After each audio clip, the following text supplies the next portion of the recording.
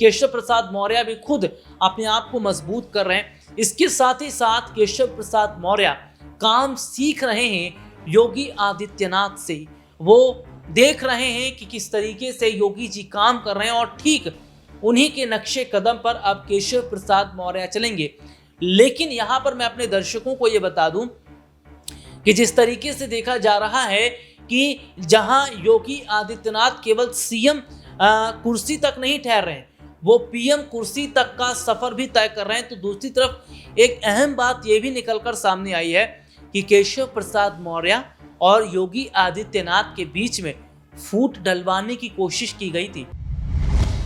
जी हां, जो नेता एक दूसरे के खिलाफ आवाज बुलंद कर रहे थे, जो नेता एक दूसरे के खिलाफ बयानबाजी दे रहे थे, जो नेता अभी तक एक दूसरे पर निशाना साध रहे थे, वो नेता अब एक दूसरे के काम की सराहना कर रहे हैं। वो नेता अब एक दूसरे के काम की तारीफ कर रहे हैं। इतना ही नहीं, तस्वीरें तो यहां तक बता रही हैं कि जो नेता एक साथ मंच साझा नहीं करना चाह रहे थे, वो अब मीटिंग में बैठते हैं और अपनी अपनी बात रखते हैं। और कई बात ऐसी भी होती है जिस पर सभी लोग हंसते भी नजर आते हैं। तो क्या सब कुछ ठीक है? और मैं जिक्र किसका कर रहा हूं, मैं बात किसकी कर रहा हूं, ये अब आप ध्यान से सोचिए। उत्तर प्रदेश में अभी हम देख रहे थे केशव प्रसाद मौर्य और योगी आदित्यनाथ, ये दो बड़े चेहरे उत्तर प्रदेश में लड़ रहे थे। इनके बीच लड़ाइयां देखने को मिल रही थी। लड़ाइयां तो देखी ही जा रही थी साहब, सीएम कुर्सी को लेकर मारामारी हो गई थी। केशव प्रसाद मौर्य जिन्होंने मन बना लिया था कि मैं अब उत्तर प्रदेश का सीएम बनकर रहूंगा, मुझे अब सीएम कमान चाहिए ही चाहिए, बात दिल्ली तक पहुंच गई थी। केशव प्रसाद मौर्य दिल्ली आ गए थे। फिर दिल्ली से बीजेपी के नेता उत्तर प्रदेश जाते हैं।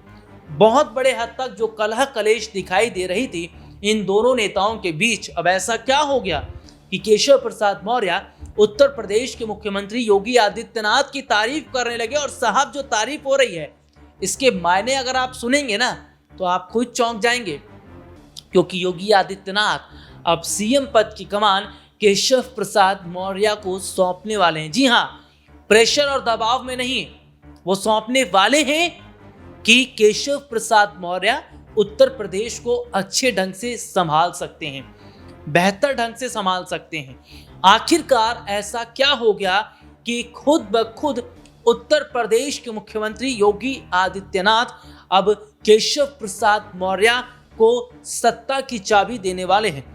दरअसल अपने दर्शकों को मैं बता दूं कि उत्तर प्रदेश में कानून व्यवस्था को लेकर, उत्तर प्रदेश में रूल रेगुलेशंस को लेकर जो काम प्रदेश के मुख्यमंत्री योगी आदित्यनाथ करें, खास तौर पर मोइन खान को लेकर जो काम किया, गोमती नगर, लखनऊ के गोमती नगर में जो घटना घटी उसको लेकर काम किया। इसके बाद हम क्या देख रहे हैं कि जो काम योगी आदित्यनाथ ने किया, उनके काम की सराहना केशव प्रसाद मौर्य ने की। उन्होंने कहा उत्तर प्रदेश में लॉ एंड ऑर्डर बहुत अच्छा है और अपराधियों को इसी तरीके से सजा मिलेगी। उत्तर प्रदेश में जो सरकार काम कर रही है वो काम बहुत अच्छा है। उत्तर प्रदेश को सुधारने की जिम्मेदारी योगी आदित्यनाथ जी ने ली है।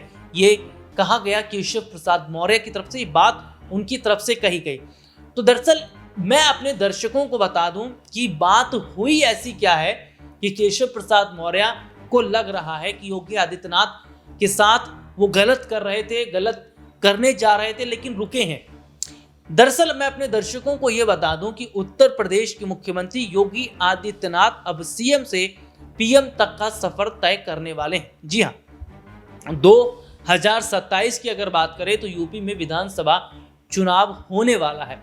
2027 के चुनाव से पहले योगी आदित्यनाथ केशव प्रसाद मौर्य को उत्तर प्रदेश में बड़े हद तक मजबूत कर देना चाहते हैं। केशव प्रसाद मौर्य भी खुद अपने आप को मजबूत कर रहे हैं। इसके साथ ही साथ केशव प्रसाद मौर्य काम सीख रहे हैं योगी आदित्यनाथ से। वो देख रहे हैं कि किस तरीके से योगी जी काम कर रहे हैं और ठीक उन्हीं के नक्शे कदम पर अब केशव प्रसाद मौर्य चलेंगे। लेकिन यहां पर मैं अपने दर्शकों को यह बता दूं कि जिस तरीके से देखा जा रहा है कि जहां योगी आदित्यनाथ केवल सीएम कुर्सी तक नहीं ठहर रहे हैं, वो पीएम कुर्सी तक का सफर भी तय कर रहे हैं। तो दूसरी तरफ एक अहम बात यह भी निकलकर सामने आई है कि केशव प्रसाद मौर्य और योगी आदित्यनाथ के बीच में फूट डलवाने की कोशिश की गई थी। और साहब, जो फूट डलवाने की कोशिश की गई ना, ये किसी गैर ने नहीं की, ये अपनों ने की है। जी हाँ, दुश्मन न करे दोस्त ने वो काम किया है, उम्र भर का गम हमें इनाम दिया है। दोस्ती एक ऐसा शब्द है, भाईचारा एक ऐसा शब्द है, या आपसी रिश्ते ऐसे शब्द हैं जिनका वर्णन अगर हम करते हैं तो इस पे किताबें लिखी जा सकती हैं, क्योंकि ये शब्द ऐसे हैं जो बहुत कुछ कहते हैं। लेकिन जब दोस्त दुश्मन बन जाते हैं, जब अपने लोग गद्दारी करते हैं, जब जिस थाली में खाते हैं उसी में छेद करते हैं, तो हालात बुरे होने तय हैं। कौन कर रहा था योगी और केशव को लड़ाने की कोशिश, और किसको फायदा मिल रहा था, समझिएगा। बहुत बड़ी बात मैं अपने दर्शकों को बता दूं। दरअसल ये हम देख रहे हैं कि आने वाला जो लोकसभा जो चुनाव होगा, वो चुनाव, उसमें प्रधानमंत्री चेहरा गृह मंत्री अमित शाह को रखने की तैयारी चल रही थी। ये दिल्ली में तैयारी चल रही थी, और इस तैयारी में जेपी नड्डा, प्रधानमंत्री नरेंद्र मोदी, खुद गृह मंत्री अमित शाह, बीजेपी के कई बड़े चेहरे शामिल थे।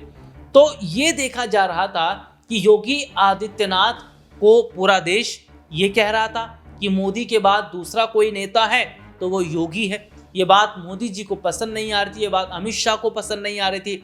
तो अमित शाह ने योगी आदित्यनाथ का रास्ता रोकने की कोशिश की। लेकिन जब आरएसएस प्रमुख मोहन भागवत का बयान सामने आया, उनके बयान सामने आने के बाद बीजेपी ने अपने कदम पीछे हटाए।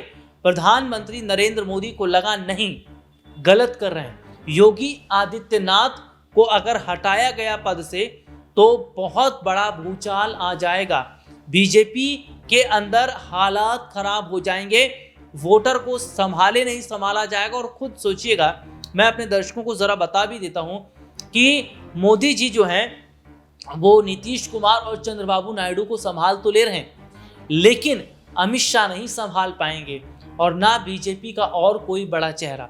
और साफ तौर पर देखा जाए, प्रधानमंत्री नरेंद्र मोदी की जो छवि है वो पूरी तरीके से हिंदुत्ववादी नहीं है, लेकिन योगी आदित्यनाथ की जो छवि है वो पूरी तरीके से हिंदुत्ववादी है। और यही वजह है कि हाल ही में कुछ समय पहले जब योगी आदित्यनाथ ने नेम प्लेट को लेकर जो फरमान जारी किया, उसके बाद हिंदुओं का जो और ज़्यादा स्नेह है, हिंदुओं का और ज़्यादा जो जुड़ाव है वो योगी जी के साथ होता नजर आया।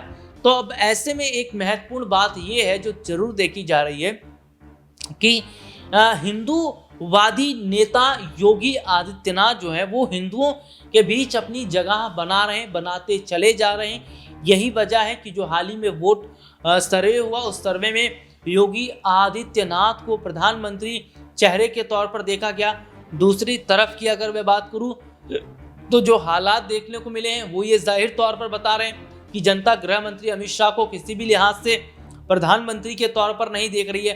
तो यहाँ पर मैं अगर बात करूं तो जहां योगी आदित्यनाथ का रास्ता अब साफ आगे होता दिखाई दे रहा है प्रधानमंत्री चेहरे के लिए, तो वहीं केशव प्रसाद मौर्य उत्तर प्रदेश में सीएम पद के लिए अब दिखते नजर आ रहे हैं। तो वाकई क्या आने वाले समय के अंदर अगर मैं बात करूं तो खुद योगी आदित्यनाथ केशव प्रसाद मौर्य का सपना पूरा कर देंगे, और अगर पूरा कर देंगे तो क्या केशव प्रसाद मौर्य यूपी को बेहतर ढंग से संभाल पाएंगे।